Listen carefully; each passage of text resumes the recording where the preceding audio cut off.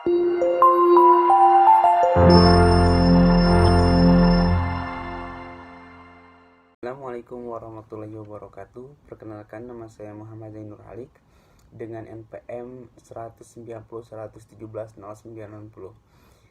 Perkenalkan, saya dari jurusan akuntansi, Fakultas Ekonomi dan Bisnis, Universitas Islam Bandung. Pada kali ini, judul penelitian saya ialah pengaruh bystander effect terhadap kecurangan laporan keuangan dengan religiositas sebagai variabel moderasi. Nah, mohon izin lanjutan daripada itu saya akan menjelaskan apa yang akan menjadi judul penelitian saya.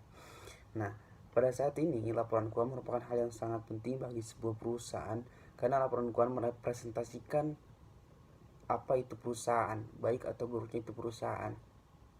Daripada itu, karena laporan keuangan merupakan hal yang sangat penting bagi sebuah perusahaan, maka dapat dikatakan bahwasannya laporan keuangan ini rentan terjadinya kecurangan ataupun rentan dijadikan sebagai alat daripada kecurangan. Dan daripada itu didukung oleh pernyataan dari Institut Akuntan di Inggris dan juga Wales mengatakan bahwasannya apakah manajer ataupun karyawan ini akan bekerja secara jujur ataupun tidak menyembunyikan apapun itu. Nah, itu maka daripada itu bahwasanya laporan keuangan ini merupakan hal yang sangat mungkin untuk dijadikan sebagai alat daripada kecurangan. Dan lanjutan daripada itu bahwasanya dikatakan dalam report donation yang diungkapkan oleh Association of Certified Fraud Examiner dalam 2020 mengatakan bahwasannya kecurangan laporan keuangan ini hanya memiliki predikat yang paling terkecil, hanya 10% kecurangannya, namun dalam kerugian keuangan merupakan hal yang terbesar daripada kecurangan lainnya, yaitu sebesar 954.000. Dan dalam ditarik ulur dalam kasus di Indonesia Asia Pasifik, bahwasanya Indonesia menimpakan 36 kasus dan menjadi kasus terbanyak terjadinya kecurangan. Daripada itu Indonesia merupakan salah satu negara yang menjadi dapat dikatakan sebagai negara yang penyumbang kecurangan terbanyak. Lanjutan daripada itu diungkap oleh Indonesia bahwasanya dalam kasus PT Asuransi Jiwasraya, yang menjadi latar belakang daripada kasus kecurangan tersebut adalah pembiaran terjadinya kasus transaksi saham, yang dimana perilaku pembiaran ini merupakan salah satu dari perilaku bystander effect. Dan daripada itu didukung oleh report Indonesia pula bahwasanya ada 13% dari perilaku kecurangan itu disebabkan oleh membela diri, kecurigaan, dan juga kasmaran. Nah, membela diri ini merupakan salah satu juga ilmu dari perilaku bystander effect. Dan daripada itu, dalam menyikapi kasus kecurangan yang terjadi, itu perlunya sifat-sifat ketuhanan atau religiositas yang dikatakan oleh Mahful bahwasanya adanya pendidikan karakter religius dapat meningkatkan atau mengubah sumber daya manusia menjadi lebih baik, dan juga didukung oleh beberapa penelitian sebelumnya seperti N. Asia dan juga Imam Bijaksana juga Aditya Nugraha bahwasanya bystander effect berpengaruh terhadap kecurangan laporan keuangan. Dan yang menjadi hipotesis pertama adalah bahwasanya bystander effect ini berpengaruh terhadap kecurangan laporan keuangan. Juga dikatakan bahwa oleh Chowdhury dan juga Ziad Muharram bahwasanya religiositas ini dapat mempengaruhi perilaku sosial, di mana perilaku sosial ini salah satunya adalah bystander effect.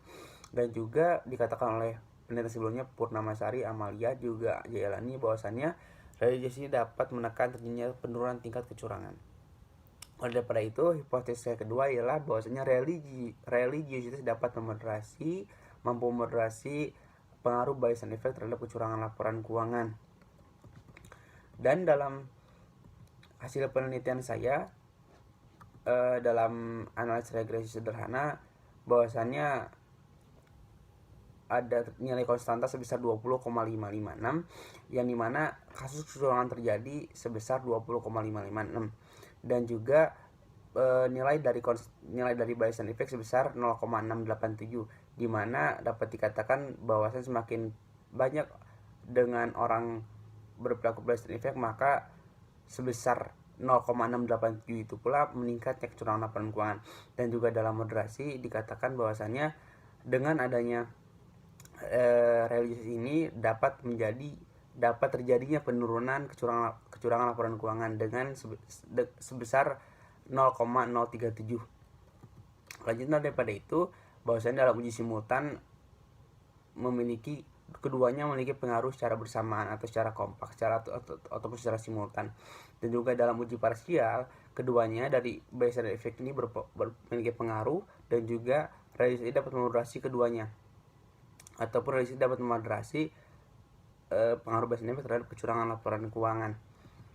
Dan lanjutan daripada itu, dalam koefisien determinasi dikatakan bahwasanya 50,8% ini terjadinya pengaruh daripada Bayes dan efek terhadap kecurangan laporan keuangan, dan 72,9% itu terjadinya pengaruh yang dimoderasi oleh religious terhadap pengaruh Bayes dan efek terhadap kecurangan laporan keuangan.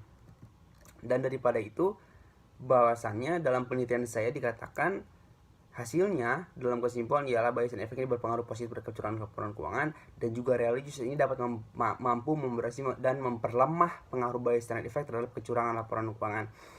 Dan itu ya dalam penelitian saya. Mohon maaf bila banyak kesalahan. Wabillahi taufiq walhidayah. Wassalamualaikum warahmatullahi wabarakatuh.